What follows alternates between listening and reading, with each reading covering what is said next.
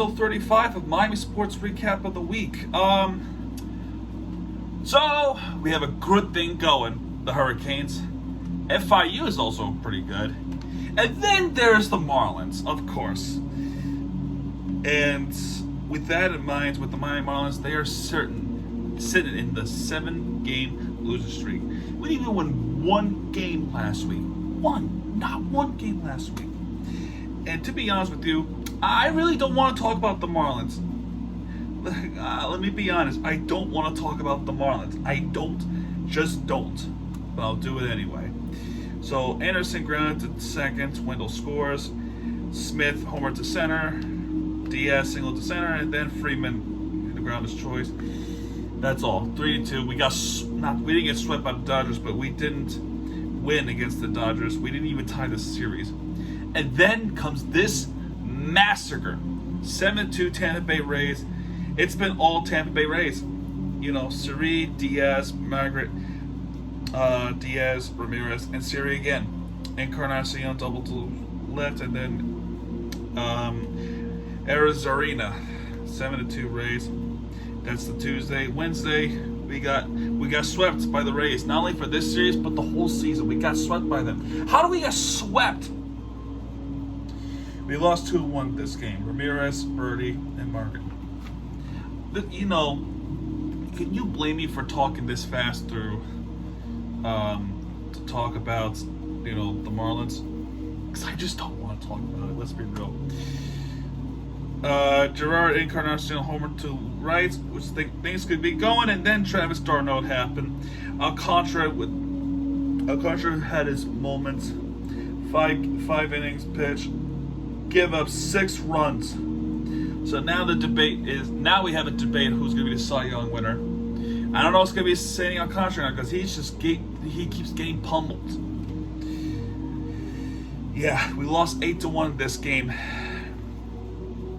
And then Saturday, we lost 2-1. Austin Riley, Encarnacion hit a sacrifice fly to right, and then our bullpen, of course, could not get it going. We lost 2-1, and then in this game with Pablo, we got our asses kicked again. Swept by the Braves again. We got swept in the same week twice. We lost 7-1 this one, and because of this, we have now lost 7 straight games. That is the highest amount we had in a winning streak we had back in April. Oh my gosh! Since April, this season has turned into a big downhill. This offense is lifeless. The injury bug happened. Jazz is out. And you know, with Jazz Chisholm, he had his leg injury. It was supposed to be a leg injury. He was elected to be an all-star. He was going to come in to play, but he couldn't because he needs a little bit more time to recover. And he's back in July. And little do we know, that injury that happened in June, that was supposed to be a miniature injury to come back from, could actually turn out to be a season-ending injury. And that is where the biggest downfall happens. Now I gotta go back to the Twitter because there's something you should know compared to last year's. We have traded away yet again Luis Brinson. Now, hey, he's being a good hitter for the San Francisco Giants. Where was this? Where was this when he was with the Marlins? Something's wrong. I'm convinced we're cursed. Don Mattingly has to go. Eric Taines, I think he has to go. In fact, nuke the whole coaching staff and put in more coaching staff that can actually put us some good offensive power. Because this coaching system cannot work. And this front office, this GM is so terrible. Why was she hired? Why? I'm trying to find it because I'm so... Here it is. 2021 Miami Marlins do 132 game season, 55-77, 237 average, 304 and 377. Team spends $89 million on Jorge Soler and Everester Garcia this offseason. 2022 Miami Marlins through 132 game season. 55-77, the identical record through 132 games. 228 average. 293 and 361. That is lower than last season. Lower. The stadiums, you wonder why the stadiums cannot be packed, because this team sucks. The coaching staff sucks. The front office is terrible. In fact, I think the front office is worse than the coaching system because they could give a shit. They could not give a shit about this team. I'm trying to find a stat that will blow your mind. And I didn't even go over this on Hyena 305. I hope FL Teams is watching. I hope so, because there's something that needs to be said, and right now I just can't find it because I'm just really this pissed off. Really pissed off. But in the meantime, as we're talking about the Miami Marlins, we can expect next season to be an absolute train wreck too. So, little did you know, the hottest hitters right now, the two catchers, Nick Fortes and Jacob Stallings. How? They're catchers. Also, look at this stat, right? Regarding the complete games, Alcantara is above all. 4 games compared to teams with Boston Red Sox, Philadelphia, Houston, and Los Angeles. 2 Los Angeles teams. I'll be shocked if he's not a Cy Young winner, just because he had a couple of bad games. You're going to determine that with that? I don't get it, man. I really don't get it. Okay, this is according to Peter Pratt. Marlins offense in 2022. Second worst all-time hitting month, August. Tied, you're not going to believe this, tied franchise record for number of innings without scoring streak was snapped after listening to Celine Dion. Went 20 plus games without scoring over 4 runs in the month of July and August. Complete disgrace. Run it back, hashtag, right? There was a stat that I just cannot find it. I can't find it. But the stat said, okay, so here, this is the month of August compared to the rest, right? So the Marlins, the average of the month of August is 196 batting average. And you'll be shocked to know about this stat, right? This is the second worst mark in the month of August in the calendar of the MLB season. The second worst of all time. Like literally. The 1903 Washington Senators hit 192 average in the month of August of 1903. This proves this offense is so fucking lifeless. They went as low as the second worst. The batting average has went down in the modern day MLB, the lowest since 1903.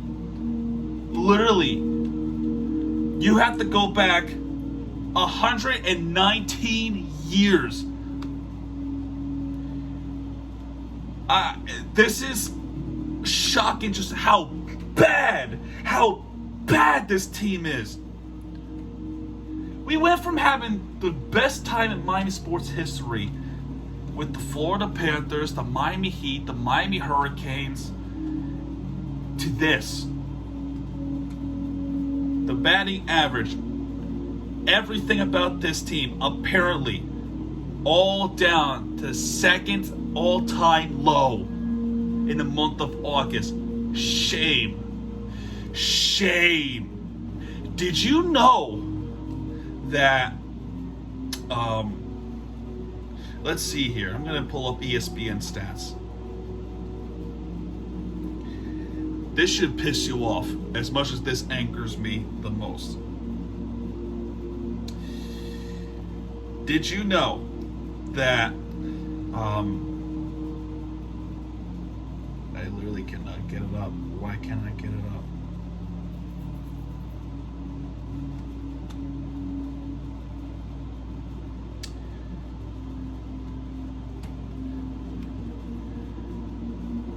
There we go. Here's a stat that I want you all to know. Did you know, back in May 1st, this kid named Julio Rodriguez from the Seattle Mariners, who recently had a grand deal for 10 years with $240 million, roughly around that range. His first home run of his career, his major league career, is actually against the Miami Marlins back in May 1st at Lone Depot Park. That was his first. His rookie year, right now, he has 23 home runs within 4 months. 4 months from May all the way down to September. 4 months. 23 home runs. The highest home runs in this season out of anyone is Jesus Aguilar with just 15. Avisair Garcia has 7 home runs. Sanchez has 12. Jorge Soler only has 13. Granted, he had his injuries. Jazz, who's hurt, who got hurt back in June, who would have been a good player if it wasn't for that injury, has 14 home runs.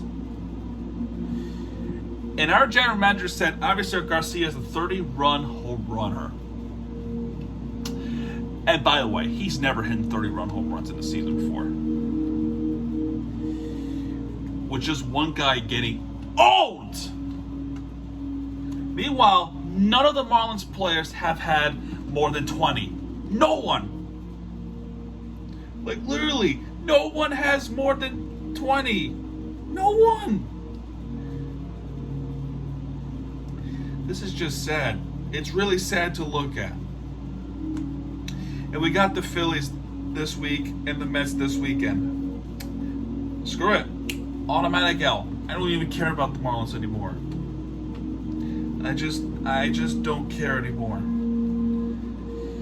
Anyway, Miami FC.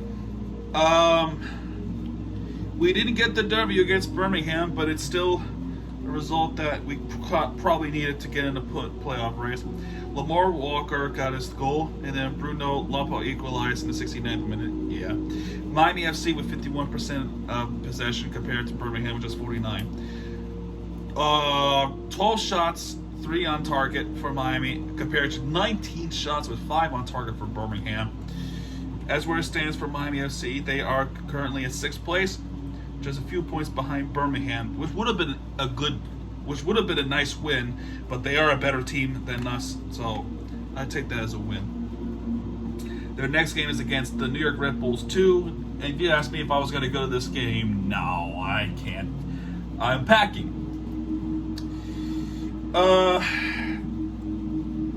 Inter Miami's not playing this week.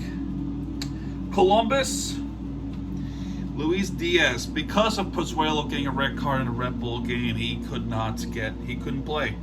And our defense has been lackluster. And because of the lackluster defense, Luis Diaz was able to capitalize on the goal. We only had 4 shots with 1 target the whole game, compared to Columbus with 14 shots with 3 on target. 14 shots, we only have 4. The defense got to do better. So, and because of all the bullshit, we are now down in 9th place. Because New England won, Cincinnati has won, and now we have to root against Cincinnati, which we have to root now against them, and now we have to root against the New England Revolution, and NYCFC just could not do it. So we have to root for NYCFC tomorrow. And also, we should probably root for Sacramento Republic tomorrow because there's a U.S. Open Cup final. So go Sacramento Republic. We have breaking news coming from the NBA. Donovan Mitchell has been traded to Cleveland Cavaliers, and this is a shocking trade. to Cleveland because I really thought he was going to go with the Miami Heat or the New York Knicks. So we had two potential blockbuster trades for this offseason, and the Miami Heat could not capitalize on any of those. We were going to get Kevin Durant, if not Donovan Mitchell. That didn't happen. Kevin Durant is staying with Brooklyn. Donovan Mitchell going to Cleveland. I'm just stunned. Cleveland gave up the whole team just to get this one guy. It was supposed to be the rebuild of the year, but that's not going to happen now. Who else? That's pretty much it. Now, because this Utah is going to have their moments where they're going to have to, pretty much set it done. There is one game I want to talk about real quick. FIU soccer game. They're playing against North Carolina. They won 2-1 in North Carolina, right here. I thought that was really cool. And North Carolina was actually ranked 13th. Ranked 13th. And speaking of other, and we're gonna talk about football now. FAU with high expectations this season come away with the loss, while FIU actually won the game. So FAU is 1-1. They have lost to Ohio in a close game, 41-38. Jaquan Burton with a 20-yard pass. Nathaniel Bancos. They were actually winning. They were actually winning, and then Ohio was coming back, and FAU was coming back, and then they just could not, and then they couldn't get it going at the end of the game. Ohio Bobcats won the game against FAU. So FAU with high expectations, they have to do better to be the best team in South Florida, which they're probably not going to be. But in Boca Raton, that is the case. FIU, on the other hand, got a surprise victory over Bryant Bulldogs. The fun fact about this team, Bryant Bulldogs, I actually went to see them play up where I am. Bryant Bulldogs were winning the game. FIU was coming back. Wow, they were actually coming back to actually win the game. And in overtime, they won it in overtime, and ESPN did not update. It did not update it completely, but FIU coming in with the win against Bryant Bulldogs, 38-37. What a great game to watch! Wow. And and speaking of college football, we have your winner of the week. I would have given FIU the chance to be winner of the week, but that was a close game. But this one, Bethune-Cookman Wildcats, 70 points from Miami Hurricanes, with some potential to be the best college football team that the Miami Hurricanes has ever been in the next couple of years or so, depending on the recruitment of the 2023 and then the upcoming 2024. But this one, we play against a fellow Florida school in Daytona Beach, Bethune-Cookman Wildcats. They started off with the field goal by Dylan Moncadon, and then followed by Miami Hurricanes running touchdown. Thaddeus Franklin Jr., 4-yard run. Next is Henry Parrish Jr., 5-yard run. That's 14-3. Next touchdown is Henry Parrish Jr., 6-yard run, and it's now 21-3. Gilbert Frierson, 32-yard interception return. That is a pick six. Next is followed up by Quashawn Bride, 34-yard pass. And because of the defense was getting their ass kicked by our head coach. That's the positive thing about Mario Cristobal. He knows how to take account. He knows how to give people the accountability and the beating verbally to get it going so the next time they come out, they don't make the mistakes. I love it. Next is followed by Xavier Restrepo, 16-yard pass by Tyler Van Dyke, 35-10. Next, after a defensive play, Henry Parrish Jr., he has his hat trick. First game of the year, has a hat trick. 5-yard run, 42-10. And we go to halftime. 10:30, Dylan Moncadam to make a 14-yard field goal, 13-42. Michael Redding III, 16-yard pass by Tyler Van Dyke, which is 49. 13. Next is Thaddeus Franklin Jr., his second touchdown of the game, 56 points. Devin Perry for a touchdown, 63. And then Terrell Walton to put the game away to 2 yards, 70-3. What a good statement. Next is against Southern Miss, who now we have to keep watch on, even though we are incredibly heavy favorites against a Sun Belt Conference team. If I'm not mistaken, they are in Sun Belt. Yes, you know how I know they are in Sun Belt? Keep in mind, Miami Vlog Episode 1, FIU Panthers. They're part of the Conference USA. Chanticleers is also part of that Conference USA for the soccer team. However, their football team is actually in the Sun Belt Conference. They were never a good team until 2016, where my cousin magically put the teams into a contendership team. Thank you, Mary Kate. Since their baseball team won the College World Series, things have been really looking up for the Coastal Carolina Chanticleers. That's how I know they're in the Sun Belt. So anyway, there's one guy to keep an eye on for Southern Mississippi Golden Eagles. Apparently, it's Frank Gore Jr. We love Frank Gore Sr. He has recently retired, and we now have to watch his son play. I'm pretty honored. And then afterwards, we got Texas A&M, the SEC opponents. SEC is the biggest competing football conference in America, no doubt about it. There was even a threat for ACC. If none of the ACC teams can pull this off or get it going, we're not going to be in ACC much longer. We're going to go to SEC instead. So that is a threat from the ACC commissioners.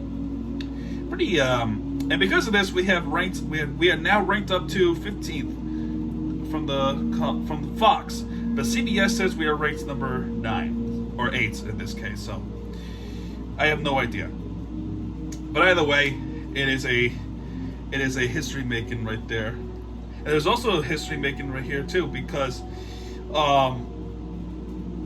there's the attendance that has peaked out, and the attendance record now has exceeded above the grand total of last year, which was up roughly about 19,000 average.